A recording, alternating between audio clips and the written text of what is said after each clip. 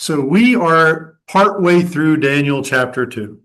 So to bring us up to speed, we had the kingdom of Judah has been conquered by Babylon at God's command. God has actually allowed Babylon to rise up, allowed this king who was called Nebuchadnezzar, and then he became King Nebuchadnezzar, and he became king of Babylon, and he actually conquers all of the kingdom of Judah, takes all the people and either takes them captive back to Babylon, especially the ones who were worth taking. So those who were healthier, those who were younger, and especially the royalty.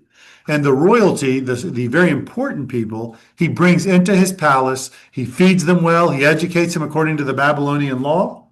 And that's where you see Daniel and his friends, Hananiah, Mishael, and Azariah. They are now there, and they have been showing that they're much wiser than all of the other wise men from all these other nations. Well, Nebuchadnezzar, at the beginning of this chapter, chapter 2, he has a dream. And he cannot remember the dream, but he knows it's not a normal dream. And he is asking all of his supernaturally connected wise men to come together and tell him what the dream is and what it means. And naturally, everybody's like, are you kidding me? We can't tell you what the dream is. Like, great. So you're a bunch of liars. You have no supernatural connection. You're all dead. He sentenced them all to death, but not just them, anyone who was educated in the college, anyone who's a wise man. So, of course, that means Daniel and his companions. So they have rounded him up to kill him. So Daniel gets his crew together and says, guys, we need to have a prayer meeting. They start praying. And of course, what does God do for us? He reveals to them the dream, reveals to Daniel the dream, and Daniel is already gifted by God in the interpretation or the understanding of these visions and dreams. So he has now got the dream and he's got the interpretation, okay? And he actually told Nebuchadnezzar, he said, I can't reveal this to you. There's nothing in me that can tell you the dream, and there's nothing in any wise man on earth that can tell the dream. It must come from God. And what God has told you is the future of all humanity. Here we're going to see the first taste of why the book of Daniel can prove the authenticity of the Bible to be supernatural. It wrote history before it happened. A little bit here, but especially when you get later in the book, it starts giving such specific details of each of these kingdoms that all the skeptics assumes it must have been written later. But then we proved it was written earlier, and they don't know what to make of it. So here we're going to see that picture start to show up, okay? And we'll later, again, in probably a few weeks, get back together to look at what Daniel's vision looks like compared to what Nebuchadnezzar's vision looks like. Because they're going to be the same kingdoms that Nebuchadnezzar saw, Daniel saw. But Daniel saw them from God's point of view. A bunch of ravenous, horrendous beasts that destroy everything in their wake. Whereas Nebuchadnezzar, oh, it's a beautiful gold statue. Look how fancy. Look at me, I'm the head of gold. But God saw them in a totally different light. So it just shows you how God's ways are not our ways, right? What he sees, not what we see. And it's much better to have his viewpoint than our viewpoint, because we can glorify something that's disgusting, and he will actually raise up what the world sees as disgusting, but he will raise it up and glorify it, and it's far better to be with him. Okay, so we are in verse 31 of Daniel chapter 2. So Daniel 2, verse 31 says, Thou, O king, sawest, and behold, a great image. This great image, whose brightness was excellent, stood before thee, and the form thereof was terrible. Not terrible as in awful, right? It was amazing. It was, you'd look at it and you were just in awe. Okay, this was a massive statue. Ancient Babylon made some pretty big statues. I mean, very big statues. And he's describing that what you saw was way bigger than what you think. It was way bigger than any other statue that he would have made. So again, what happens? He's impressed. Remember, Nebuchadnezzar, he'll actually make his own statue in the next chapter. But the point is, it's very common for people to be impressed by what they can do. Do you guys remember the Tower of Babel? Do you remember how high they said they were going to build it? Said, we're going to build it to the heavens. And God's like, I got to go down there and see what they're doing. I'm not really sure what they're doing. Obviously, he knew what they were doing. He was saying that all the height that you think you had is nothing compared to God. And this tower, again, from Nebuchadnezzar's point of view, oh, it's great, it's terrible, it's massive. He's like, there's going to be just a little rock that's going to dwarf this thing, which we're going to see by the end of the vision. God's perspective, very different than man's perspective, right? So verse 32, he says, the image's head was of fine gold, his breast and his arms of silver, his belly and his thighs of brass, his legs of iron, and his feet part of iron and part of clay. How many was that, by the way? 5. 5 kingdoms. Very good. So do you notice that the quality or the cost of each metal starts out with the most expensive and gets to the least expensive, right? So gold, silver, brass, iron and clay, right? And also, though, if I told you right now, I'm going to give you a baseball bat and I want you to hit a home run, you don't want a gold bat. It's going to indent, it's going to crack, it's going to break. You don't want a silver bat. What you want is an iron bat, because the metal in there, obviously the iron and clay is not going to work, but the iron, it's a stronger. So as we move down the kingdoms, their power will increase. Let's just compare for a moment Babylon and its chariots or America and its nuclear missiles. There's not really a comparison there, right? It's not even on the same scale. And that was true even with the old Roman Empire, which was going to be represented by the iron. Okay. So all we have here is that the quality of the first kingdom is the highest, but the strength of the last kingdoms are the greatest. Does that make sense? So what is the fate of all these kingdoms, all these human kingdoms?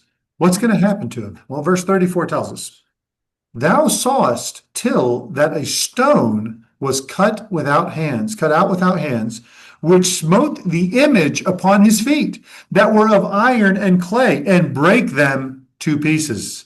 Then was the iron, the clay, the brass, the silver, and the gold broken to pieces together, and become like the chaff of the summer threshing floors. And the wind carried them away, that no place was found for them. And the stone that smote the image became a great mountain, and filled the whole earth. To me, right, this sequence of events, it tells you something. Where were all these kingdoms? Were they on earth or not? They were on earth, right? And we're going to talk about how each one represents a different kingdom, starting with the Babylonian kingdom. Where is the mountain that destroyed them? Is it also on earth? This stone that's cut without hands, it breaks down the statue and then fills the whole earth. This is speaking of the millennial kingdom, a kingdom that is here on earth. In the vision God gave Nebuchadnezzar, there are 5 earthly kingdoms replaced by a much greater earthly kingdom that doesn't end. It continues on and translates into the world to come. So people will read this and still say, oh, but it's spiritual. Well, was the Babylonian kingdom spiritual? Was the Persian kingdom spiritual? Was the Greek kingdom spiritual? Was the Roman kingdom spiritual? No, they were all physical kingdoms. Oh, but the last one must be spiritual. Does that make an ounce of sense if you're trying to be consistent across prophecy? Doesn't make any sense to me. But we do know that it comes from outside the world. It's a rock cut without hands, and it destroys it, but then it fills this earth, okay? It is an earthly kingdom that Jesus is going to set up. So Jesus and the rock. Jesus is the stone, and then once he topples that final kingdom that's a mix of clay and iron, they are wiped out, these kingdoms, and it's replaced by the kingdom that came from that stone. That stone is Jesus Christ. This is the millennial kingdom. This is right here, right in front of us, a clear teaching of that, okay? So then he says in verse 36, this is the dream, and we will tell the interpretation thereof before the king. Thou, O king, art a king of kings, for the God of heaven has given thee a kingdom, power, and strength, and glory. Guys, the statement he just made here would get you killed to say that to Nebuchadnezzar. My God gave you your kingdom. You didn't earn it. You didn't do very well. My God is the God of all the earth. He's the one that gave you that. You're a king of kings because God gave it to you. So if God gave Nebuchadnezzar his power, who made Trump president of the United States of America? God. Who made Biden president? Okay. God allows different people at different times to be an authority for his purpose. Those people may not even be aware of it, but the fact is, God uses nations. He's used nations throughout history to judge one another. He's using Babylon to judge Israel, but then he'll use Persia to judge Babylon, and so forth and so on. Seeking his will as a nation, he's gonna give you. That's why the judgment comes. Just like Saul, Yes, I mean, God gave him Saul, but that wasn't what God's wish. correct. So even and when the nations fail, when people fail, God will bring another nation to judge them. He even talks about that, in Romans chapter 1, about how God gives them over to corrupt thinking, to corrupt minds, and then ultimately will use other nations to judge them. Remember, the Canaanite nations that were where Israel was coming into as they left Egypt, God had worked with them too. There were priests there. God actually allowed them 400 years after Jacob and his children all moved to Egypt, before their sin was full or their iniquity was full, which means that God was working with them, but they refused to repent. They refused to turn back to God. Okay. So just to keep in mind that God gave Nebuchadnezzar his power so that he could oppress Israel for their sakes, to bring them back on the right path with God. They needed corrected for years of ignoring God and following false gods and not giving the land its Sabbaths and so on. So, by the way, just because our leaders may be working against our faith, that doesn't mean God has lost control. Just because it seems like it's going to be hard to be a Christian doesn't mean that somehow this isn't according to God's plan. God's plan for us is not tied to the fate of our nation. God's plan for us, we are his children. He puts us where we are for a reason. What are you doing with that reason that he's put you here for? He is always in control, whether your leader is God-fearing or he is not. Okay? So he decides the kingdoms of the earth, and Daniel doesn't hesitate to tell Nebuchadnezzar, you're only king because my God said so. That's it. And then he said in verse 38, talking about the kingdom of Nebuchadnezzar, this golden kingdom, this golden head of the statue, he said, and wheresoever the children of men dwell, the beasts of the field and the fowls of the heaven hath he given into thine hand, and hath made thee ruler over them all. Thou art this head of gold. So Nebuchadnezzar has authority to conquer any kingdom on the planet where man is. Wherever he wanted to conquer, God would allow him to conquer. No kingdom is outside his power. Now, did he cover the whole world? No, he did not. But if he chose to, God's saying you can. Doesn't matter how far you want to expand your territory, you can conquer it, right? Yes, sir. Outside of Adam, no other man had this world power. Yeah. Yeah. Since Adam, he's the one with the complete authority. Not even Nimrod had this power. So even the animals would not withstand his rule. That's kind of a weird statement, isn't it? That not even the animals are going to fight against you. He says, you're this head of gold. God's going to even allow the animals to not be in your way. Do you know that Alexander the Great, right? Alexander the Great, why is he the great? Because he was the king of the Greek Empire and he was able to conquer lands very quickly.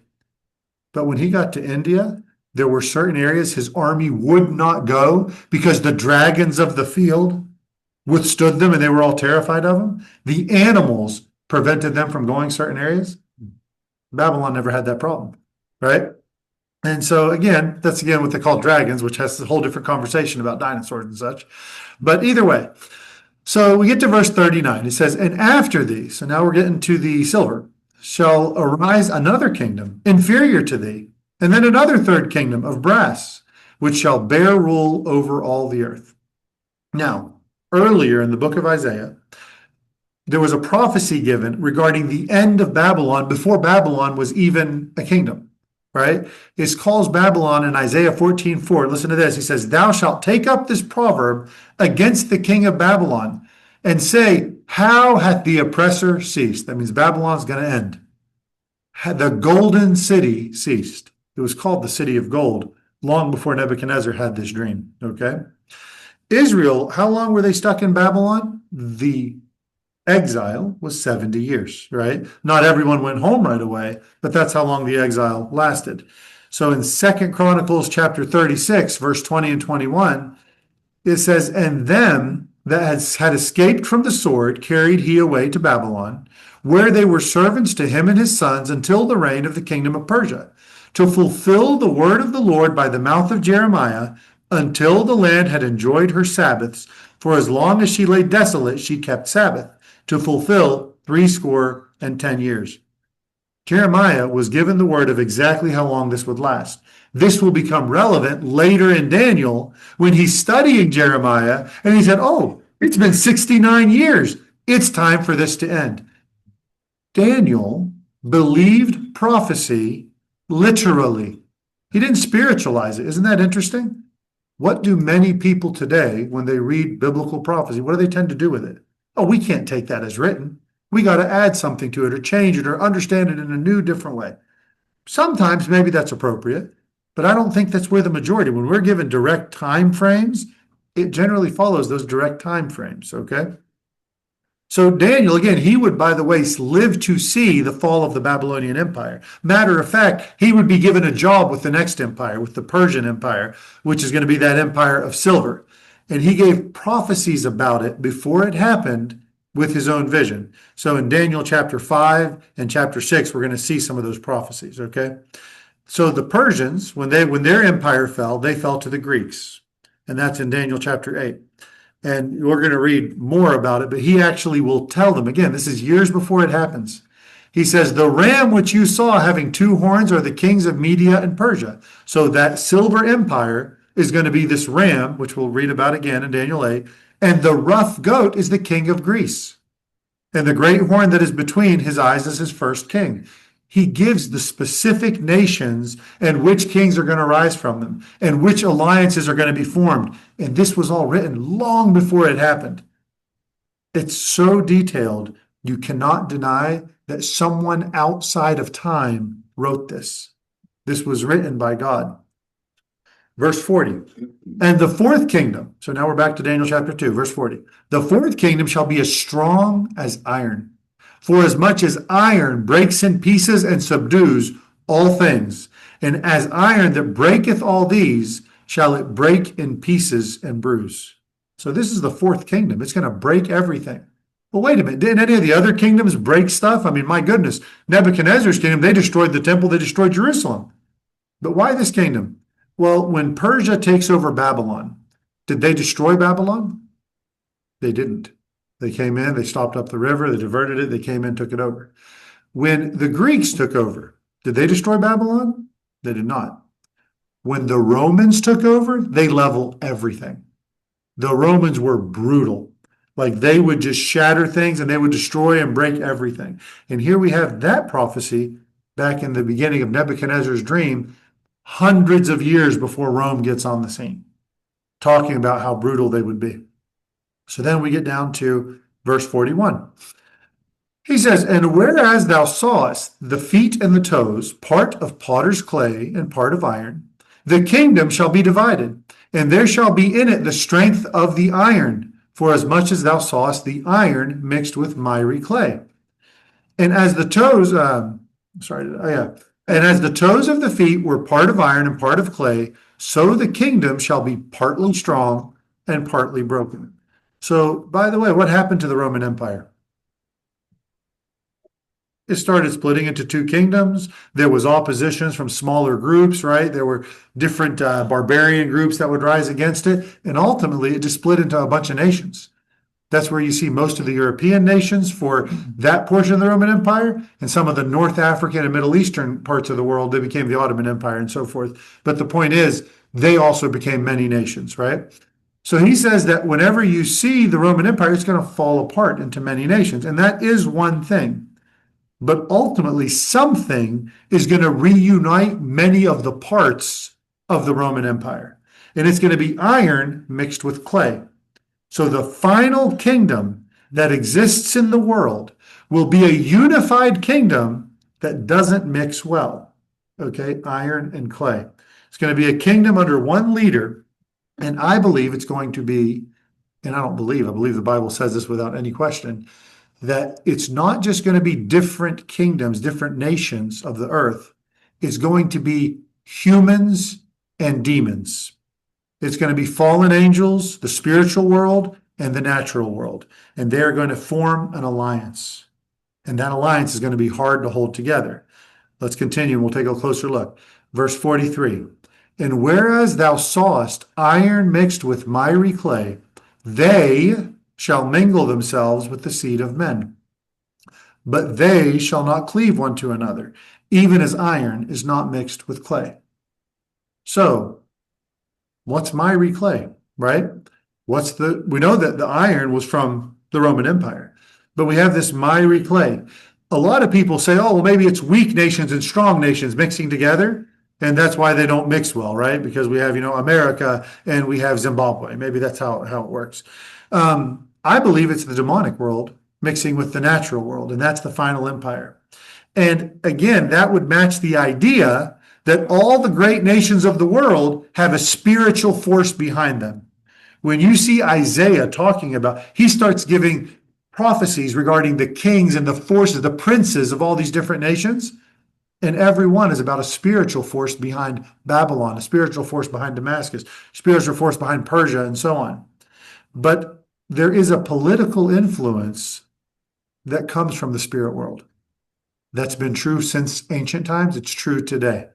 Jesus verifies that the final kingdom will be a mixture of the demonic and the natural, because he gave the vision to John. The revelation of John, remember, is a message sent by an angel to John from Jesus. So Revelation chapter 16, I know you guys never have been through Revelation before in this class, but verse 13 and 14 says, and I saw 3 unclean spirits, like frogs, come out of the mouth of the dragon. Now, these aren't actual frogs, but 3 demonic spirits, like frogs, come out of the mouth of the dragon, and the mouth of the beast, and the mouth of the false prophets. For they are the spirits of devils, working miracles, which go forth unto the kings of the earth and of the whole world, to gather them to the battle of that great day of God Almighty. Do you see the spiritual force that's going to be behind the political world in that final battle? What gets everybody convinced to unite under the Antichrist? It's not just good politics. There is a spiritual force behind it. So understand that even though God is sovereign over the world, he allows people to have power. He allows kings to reign. The devil is trying to work for his own ends. Now, God already knows the ends. Whenever we see in the book of Revelation, there's 10 kings who give their authority to the Antichrist. Do you know what the book of Revelation says? God had them give the authority. They aren't giving it of their own accord. It is being influenced because they're listening to these demons, and God is allowing it. Okay? Because God is going to use it to judge the world and set up his kingdom. So then we get to verse 44 and 45. It says, and in the days of these kings shall the God of heaven set up a kingdom, which shall never be destroyed. And the kingdom shall not be left to other people, but it shall break in pieces and consume all these kingdoms, and it shall stand forever. For as much as thou sawest that the stone was cut out of the mountain without hands, and that it brake in pieces the iron, the brass, the clay, the silver, and the gold, the great God has made known to the king what shall come to pass hereafter. The dream is certain, and the interpretation thereof sure. This isn't a maybe, if you do this right, this is what's going to happen. This is the guaranteed sequence of events leading to the end times. If the Roman Empire, which is clearly defined in the book of Daniel, is not here, and we have a sequence of kingdoms, is anyone here in the Babylonian kingdom? Not I. Is there anyone here in the Persian kingdom? Not me. Is there anyone in the Greek kingdom? Not really. They're bankrupt right now, right? Anyone here part of the Roman Empire? Not the original. Is anyone here in the last kingdom following it? How soon is Jesus returning? according to Nebuchadnezzar's dream, pretty soon. How soon? We don't know. But we know Jesus lived during that fourth kingdom, and we're here now in the fifth kingdom. And we're going to see it reunify again under the Antichrist. Now, this prophecy is regarding the latter days, Latter, the latter days. The Bible uses that to signify the end times, the time since the resurrection of Jesus, and then his return is going to trigger all this. The end times are following the Messianic age, the age of the Messiah, okay? So anything that you find in the Bible that's reporting the latter days are after the Messiah, okay? Before the Messiah, they're very cleverly called the former days, right? So we have the former days and the latter days, because all of history is split by the Messiah coming to the earth. Jesus Christ is what separates all of history. So in Hosea chapter 3, verse 4, it says, "For the children of Israel shall abide many days without a king, and without a prince, and without a sacrifice, and without an image, without an ephod, and without teraphim. Afterward shall the children of Israel return and seek the Lord their God and David their king, and they shall fear the Lord and his goodness in the latter days." How do you know you're in the end times? Because Israel will return as a nation. They'll want a king. They'll want a temple, but they won't have one yet. Right? He says they'll go for many years without one. Do you know nearly 2,000 years they didn't even have a country? Not even the king they didn't want, Herod, right? Herod was, obviously not their favorite king. He wasn't even completely Jewish. But the fact is, they have not had a king for a long time. Deuteronomy chapter 4, verse 27. "The Lord shall scatter you among the nations, and you shall be left few in number among the heathen, whither the Lord shall lead you." It's talking about Israel, how they would go across the world, and there you will serve other gods, the work of men's hands, wood and stone, which neither see, nor hear, nor eat, nor smell. You know the majority of Jews today are atheists, right? "But if from there you shall seek the Lord thy God, you shall find him. If thou shalt seek him with all thy heart and with all thy soul. When you are in tribulation and all these things come upon you, even in the latter days, if you turn unto the Lord thy God and shall be obedient to his voice, for thy Lord thy God is a merciful God. He will not forsake thee, neither destroy thee, nor forget of thy covenant, the covenant of thy fathers, which he sware unto them." So he told Israel, when things get really bad, and they're going to get really bad, seek me and I will come. There are some people who preach that God has forgotten Israel. There are some people who preach that they're no longer the people of God. True enough, the born-again believers are the family of God. The church is the bride of Christ. However, does that mean God abandoned Israel? No. Let me put it in God's words. If you can measure the depths of the ocean, all the area underneath the ocean, and all the space above the earth, then maybe I'll forget Israel. So, do you know if you've ever asked how big is the universe? Well, we think it's infinite or it's finite. We just don't know. It's expanding. No one has a clue. And God says, as soon as you can finish measuring that, then I'll forget Israel. So God has not forgotten Israel. He has a purpose for Israel, a destiny for Israel. He's waiting on them. If you seek me, I'm coming. He is ready at the door. If you seek me, I'm coming. So there's a time, though, that right now we're living in. There's a time called the times of the Gentiles. The times where God is working with the Gentiles because of Israel's refusal, right? So Israel's timeline, which we'll read again more about in Daniel, is paused because of their rejection of the Messiah. And that door of salvation is open to everyone, to all of us. The only reason we right now have the clear knowledge of Jesus Christ is because the Jews refused. Now, God knew that.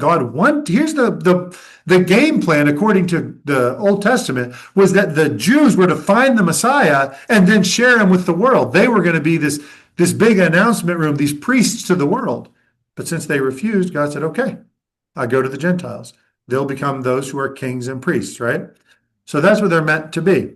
So the times of the Gentiles, again, has now been ever since the time where Jerusalem was surrounded and destroyed in 70 AD, and is going to last until we see the sign given in the seven seals, whenever we're during the tribulation. So in Luke 21, verse 20, it says, when you shall see Jerusalem compassed with armies, or surrounded with armies, then know that the desolation thereof is nigh. Then let them which are in Judea flee to the mountains, and let them which are in the midst of it depart out. Let not them that are in the countries enter thereunto. But these be the days of vengeance, that all things which are written may be fulfilled. So Jerusalem's going to be destroyed, and that's going to be the time of vengeance. This again happened in 70 AD. Woe unto them that are with child, that give suck in those days, for there shall be great distress in the land, and wrath upon the people. And they shall fall by the edge of the sword, and shall be led away captive into all nations. There are estimates that at least 1 million Jews died during this time, during the siege of Jerusalem, right? And they're going to be led away captive to all nations. Israel did not have a country of its own for 1900 some years, right? For about 1900 years. And Jerusalem, he says, shall be trodden down of the Gentiles until the time of the Gentiles be fulfilled. When is Jerusalem restored to Israel? Well, it's in the end times, when the times of the Gentiles are done. Do you guys know how close we are to Israel calling Jerusalem its capital? There was a president that actually moved the American embassy to Jerusalem, saying this is the capital of Israel, not Tel Aviv. Anybody know who the president was? President Trump in his first term, right? Exactly. He says, and there shall be signs, and goes on and talks about the signs in the heavens. Do you guys know how close we are? He also did that on Oh, did he? 17. Yeah, I Okay. think it actually happened. May 14th. See, I didn't know that. Thank you. So Jesus, what did he say whenever he looked at the time period that was going to happen to Israel? Was he happy about Jerusalem being destroyed? Was he happy about his people going into exile? Mhm. No, he was bawling over it. He was heartbroken because of it. Luke 19:41, when he was come near, he beheld the city and wept over it, saying, if you had known, he's going to hold them accountable to believing prophecy literally. He's going to hold them accountable to knowing the prophecy of Daniel, which told them the day that the Messiah would ride in. He says, if you had known even now, at least in this thy day, today was your day, the things which belong to your peace could have been today, but now they are hid from thine eyes. For the day shall come upon thee that thine enemies shall cast a trench about thee, and compass thee round, and keep thee in on every side, and shall lay even with, and shall lay thee even with the ground. They're going to kill you. They're going to drop you down to the level of the ground, and thy children with thee, and they shall not leave in thee one stone upon another, because thou knewest not the time of thy visitation. How seriously do you take prophecy? Jesus was like, you guys should have known. Did you have something, Linda? Okay, so, because she's so smart, I had to look it up. I didn't know what that meant. That was the 70th anniversary of creating Israel. I didn't Yes. know. Isn't that interesting? 70 years later. Again, I don't know if Trump did that intentionally. I don't know, probably because it was an anniversary. But isn't it interesting that things where the countries are in exile, the people aren't restored, that they can't rebuild their city, has been 70-year periods back then, and it was, again, by design or not, Yeah. this time? Because I think God loves states and God picked that. Yeah, thing for exactly. it to happen, just like, you know, I mean, stuff happens on all the pieces. I'll add that to my list of things to ask God when I get to heaven, because I've got quite a list. What's that? I'm going to add that to the list of things I'm going to ask God when I get to heaven. All the list of things I need to know. I mean, like, you know, I mean, the peace treaty this year was signed on the peace agreement.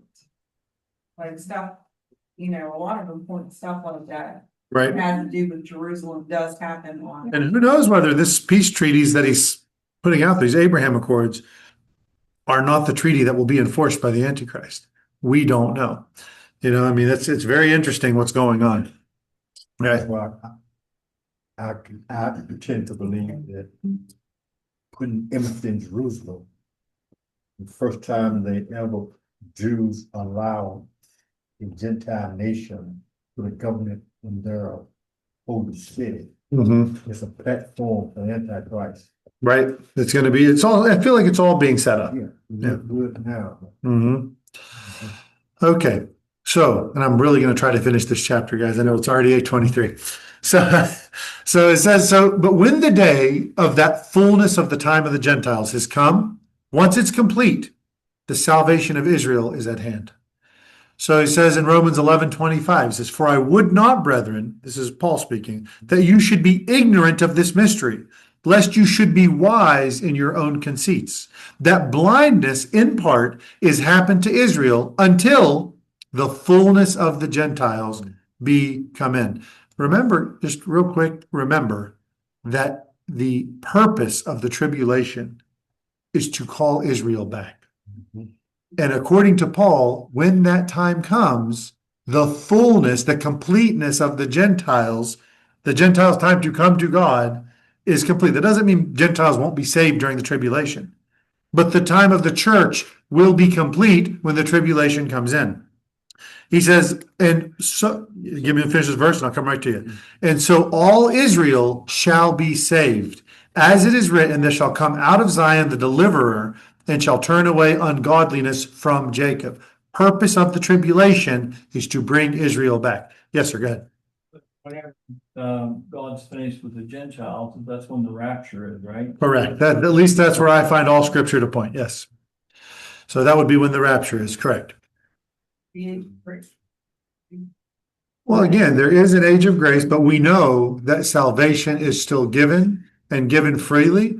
And that's why, not to get too off topic, but whenever we look at during the tribulation, there's two groups in heaven, 24 elders and people killed during the tribulation. Which one's the church, right? Well, the church has been going on for quite some time. So who does that leave? If they're not the ones killed during the tribulation, it would leave the 24 elders. But the idea is that the number of people killed during the tribulation is uncountable. The amount of people who come to salvation, and this comes from a man who was able to count a 200 million man army, right? 200,000 thousands.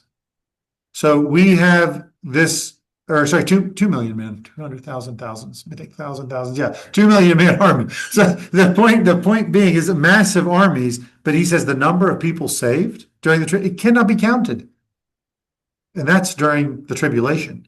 Go ahead. Where sin abound, Grace abounds much more. Amen, brother. There'll be more grace when that period for salvation. Correct. His mercies. So when do we know again that Jesus is going to come back and deal with the Jewish people, deal with his people, Israel?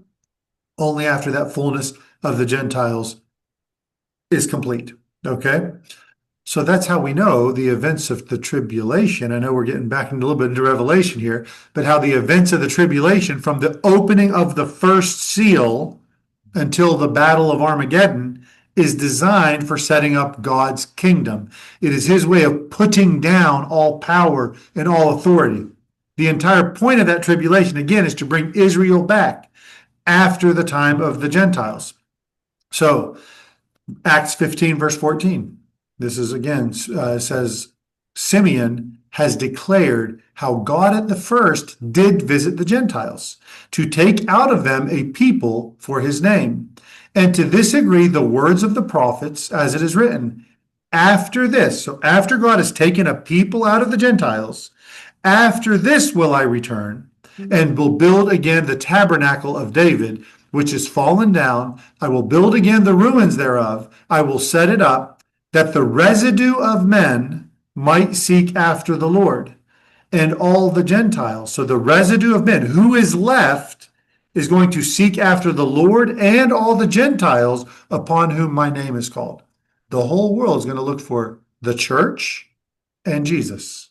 They're going to all seek after them. Saith the Lord who doeth all these things.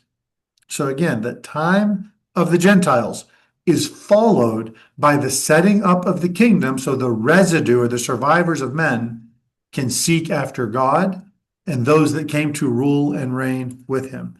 What is the residue? It's those who survive a terrible time, right? The leftovers is what you would think of the residue, right? So there's a day coming that's going to burn like an oven. That's what the book of Malachi tells us, right?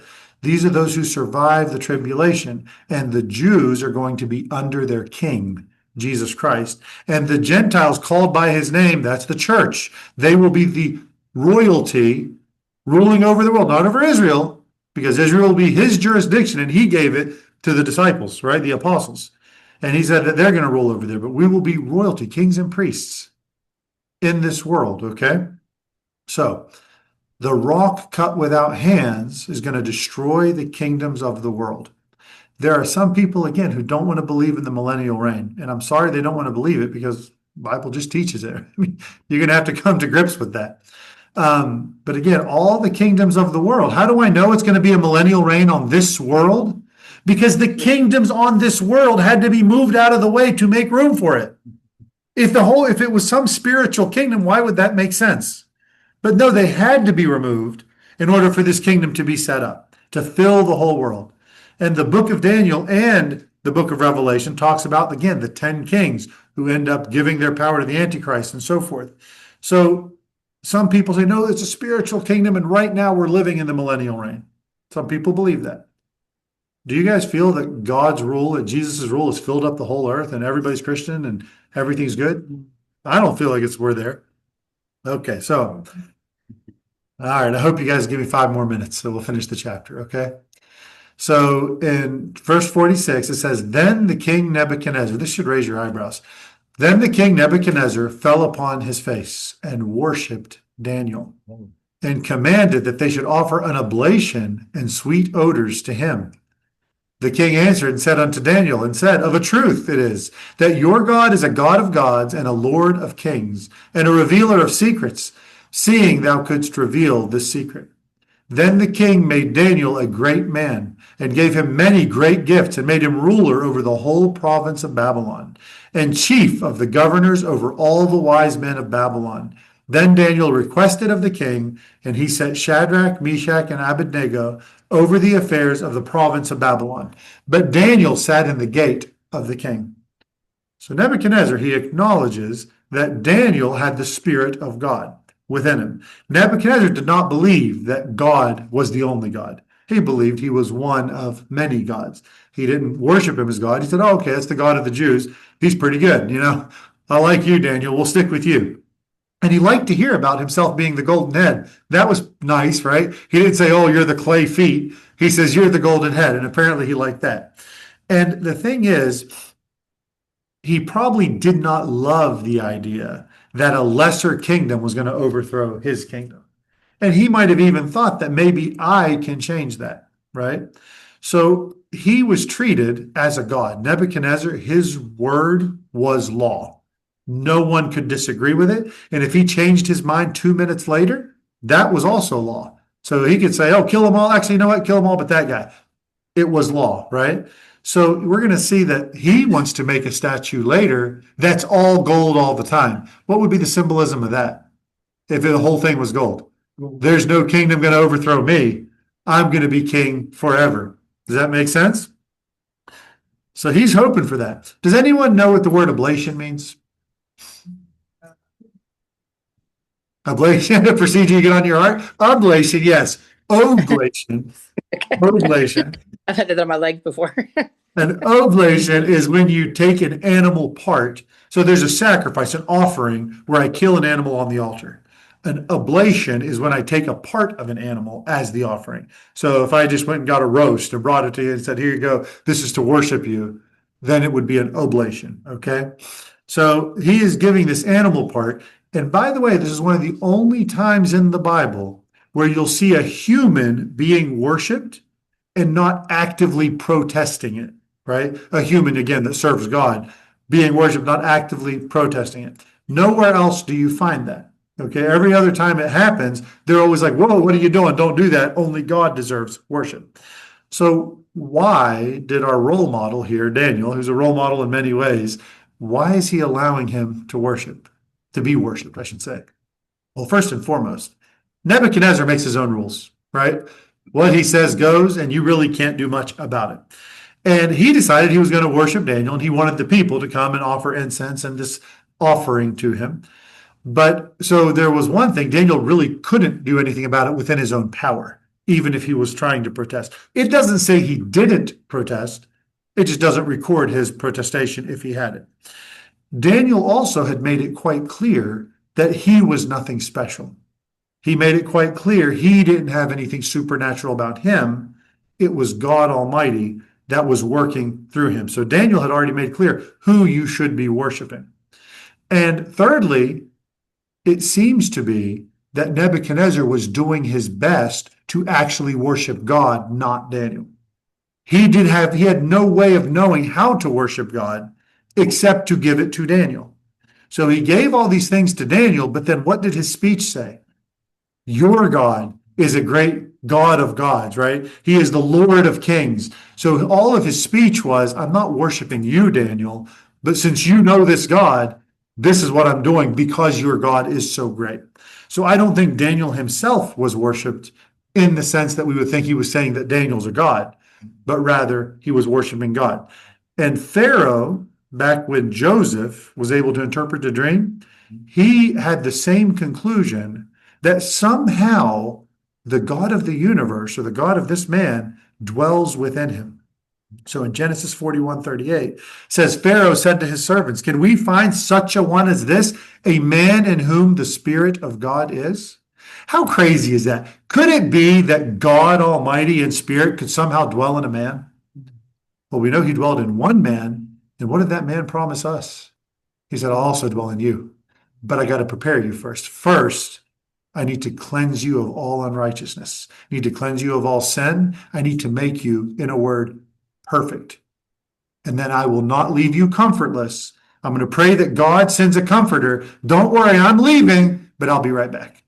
And he comes again as the Holy Spirit to dwell in every born again believer. So the power that was in Daniel, is it stronger than the power that's in you? If you're born again, it's not. It's the same God. How much faith did you have? Daniel had faith, right? Dare to be a Daniel, as the old song went. Do you have that kind of faith? So Nebuchadnezzar, then, just to wrap this up, he has this idea that the God of Daniel is not just a God, but he's a very great God, right? And he is very interested, of course, in Daniel, makes Daniel this chief guy among his army, but he still doesn't have a complete understanding of who God is. He again thinks he's a God among others. So the way he's worshiping God shows that he's still ignorant of who God is. He's still a sinner in his sin, but recognizes there's a true God. But later in his story, which really you can see this whole book is almost a testimony of Nebuchadnezzar's life, we're going to see that he's going to see a whole lot more evidence of God's power. And part of his understanding is going to be when Shadrach, Meshach, and Abednego, who we know as, anyone? Hananiah, Mishael, and Azariah. Very good. So we're going to see that whenever they refuse to worship an image, right? They refuse to worship this image that he sees. And they're like, our God can save us. And then Nebuchadnezzar is going to see their God save them. And then ultimately, when God interferes with Nebuchadnezzar's own life personally and turns him into our first werewolf or lichen or whatever you want to call it, and has him become an animal for years. And finally, when he's done with that, he's like, I actually praise and extol the God, the King of heaven, right? And everything is his. And it's a really cool story. But he's got a few mistakes to go before he finally realizes the truth.